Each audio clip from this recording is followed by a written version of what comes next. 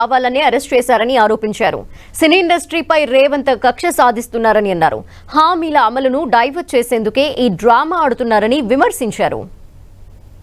ఇప్పుడు cine industry మీదనే కక్షపూరితంగా వివరించడం, ఆ రకంగా ఇవాళ అల్లు అర్జున్ మీద కూడా కక్ష సాధింపు చర్యల్లో భాగంగానే ఆనాడు సంధ్యా థియేటర్లో జరిగిన సంఘటనలో దురదృష్టం ఒక మహిళ చనిపోవడము, శ్రీతేజ అబ్బాయి వారి అబ్బాయి కూడా అపస్మారక స్థితిలో ఉండడం, ప్రభుత్వం బాధ్యత, అల్లు అర్జున్ కుటుంబం కూడా బాధ్యత, వారిని పూర్తిగా ఆదుకోవాలి, అన్ని రకాలుగా సహాయాలు చేయాలి.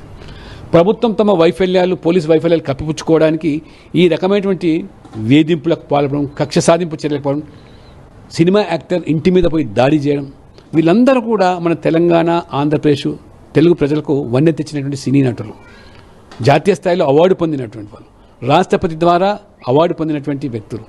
తెలుగు సినిమా ఇండస్ట్రీలో RRR సినిమా ఏదైతే వచ్చిందో అది ఒక బ్లాక్ బస్టర్గా, దాంతోపాటు అందులో ఉన్నటువంటి పాట నాటు నాటు పాటకు ఆస్కర్ అవార్డు రావడం మొత్తం ప్రపంచం గర్వపడ్డది, తెలుగు ప్రజలందరూ కూడా.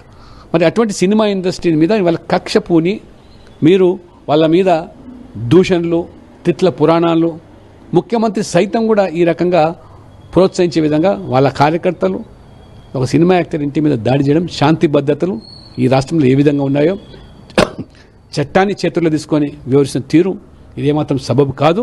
కాబట్టి ప్రత్యక్షంగా సంబంధం లేనటువంటి అల్లు అర్జున్ మీద ఈ యొక్క కక్ష ఏమాత్రం కూడా భావ్యం కాదని ప్రజలందరూ కూడా భావిస్తున్నారు.